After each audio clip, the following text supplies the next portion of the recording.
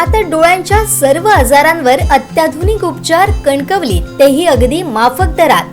Nap I hospital Miraj संचलित विवेकानंद नेत्रालय आणि retina centre मध्ये आजपर्यंत 15,000च्या वर डोळ्यांची ऑपरेशन्स, विना टाका विना इंजेक्शन मोतीबिंदू शस्त्रक्रिया, डोळे तपासणी, चष्मा, तिरळेपणा आणि डोळ्यांच्या सर्व आजारांवर उपचार. डायबेटिक आणि उच्च रक्तदाब असलेल्या रुग्णांवरही डोळ्यांचे उपचार.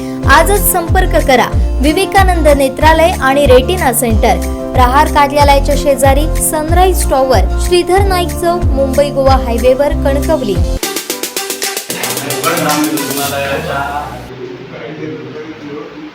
रुग्ण कल्याण समितीची सल्लागारांची आज बैठक होती आणि या बैठकीत आमदार नितेश राणे उपस्थित होते. खरं तर सकाळी आम्ही ज्यावेळी गेले काही दिवस आम्ही या ग्रामीण रुग्णालयासंदर्भात सातत्याने तिकडच्या रिक्त पदांचा पाठपुरावा करत आहोत. आमच्याबरोबर काँग्रेसचे पदाधिकारी देखील या ठिकाणी उपस्थित असतात आणि गेल्या काही दिवसात आम्हाला श्रीपाद पाटील शल्यचिकित्सक यांनी सोमवारपर्यंतचं अवधी दिला होता की आम्ही सोमवारपर्यंत पदं भरतो, पण ती सोमवारपर्यंत आज पदं भरली गेली नाहीत. म्हणून आम्ही विटकर यांना भेटण्यासाठी सकाळी गेलो असताना विटकरांनी आम्हाला सांगितलं की आज ग्रामीण रुग्णालयाची रुग्ण कल्याण समितीची सल्लागारांची बैठक आहे आणि या बैठकीसाठी शल्यचिकित्सक त्या ठिकाणी उपस्थित राहणार आहेत. तर विटकर यांनी शल्यचिकित्सकांना ही मीटिंग आहे सांगितलीच नव्हती मुळात, त्याच्यामुळे शल्यचिकित्सक त्या ठिकाणी उपस्थित राहिले नाही. म्हणून विटकरांना जाब विचारण्यासाठी आम्ही त्या ठिकाणी थांबलो असताना आमदार त्या ठिकाणी आले आणि आमदारांची काही गुंड प्रवृत्तीची लोक त्या ठिकाणी आले आणि त्यांनी आमच्या कार्यकर्त्यांना आणि आम्हाला त्या ठिकाणी हाणामारी सुरुवात केली. परंतु मला असं म्हणायचं आहे की हे जे ग्रामीण रुग्णालयातले जे प्रश्न आहेत त्याच्याबद्दल जर कोण आवाज उठवत असेल तर तो आवाज उठवायचा की बंद पाडायचा हे आमदारांना कळलं पाहिजे. आमदारांना कदाचित मिरच्या झोंबल्या असतील. गेल्या काही दिवसापासून आम्ही ग्रामीण रुग्णालयातील गोष्टींबद्दल, ज्या काही तिकडच्या रिक्त पदं आहेत, तिकडची जी काही दुरावस्था आहे याच्याबद्दल आम्ही सातत्याने भाष्य करतो, आंदोलन करतोय. गेल्या 9 वर्षात आमदारांनी एकदाही या देवगड ग्रामीण रुग्णालयाबद्दल प्रश्न उपस्थित केला का, किंवा बाबा त्याची कंडिशन काय, ती खराब आहे, तिथे डॉक्टर आहेत की नाही, तिथली रिक्त पदं कधी भरायची याबद्दल कधी चर्चा केली नाही. आणि आज जेव्हा 2 वर्षानंतर जेव्हा ग्रामीण रुग्णालयाची रुग्ण कल्याण समितीची जी बैठक होती त्यासाठी उपस्थित असताना आम्ही त्यांना प्रश्न विचारले आणि हे त्यांना सहन झालं नाही आणि त्यांच्या कार्यकर्त्यांनी आमच्यावर हाणामारी चालू केली.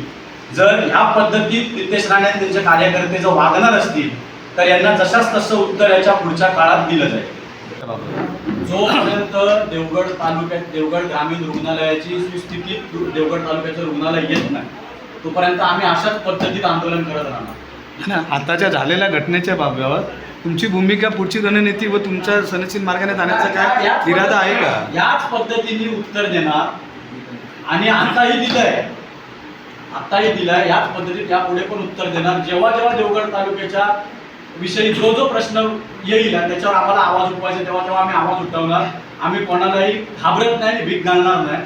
तुम्हाला जर आता ज्या ताकदीने ते उतरले त्याच्या दुप्पट ताकदीने यापुढे आम्ही उतरून समोर जाणार.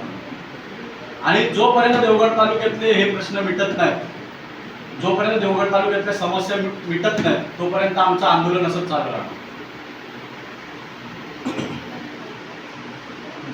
प्रकार झाला त्या प्रकाराकडे तुम्ही कशा पद्धतीने, त्या भूमिकेकडे कशा पद्धतीने जो गदारोळ झाला म्हटलं ना, देवगड तालुक्यात अशा प्रकारची राजकारण कधी 2 पक्ष आमने सामने किंवा मारामाऱ्या 2 पक्षांमध्ये झाल्या हे असं आम्ही कधी ऐकलं नव्हतं.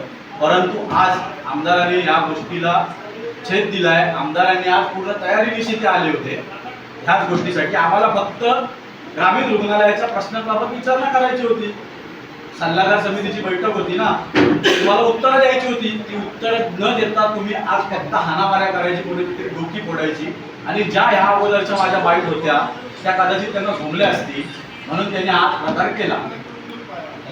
आणि त्यांना जर हे असंच करायचं असेल त्याच्यामुळे शिवसेना उद्धव बाळासाहेब ठाकरे देवगड तालुक्यात असं जशाच तसं उत्तर मिळणार 100%. आमचे दिवसभरातले सर्व अपडेट्स, ताज्या घडामोडी आणि थेट लाईव्ह पाहण्यासाठी सबस्क्राईब करा, लाईक करा, कोकणचं नंबर 1 महा चॅनल कोकण 7 लाईव्हचं YouTube चॅनल.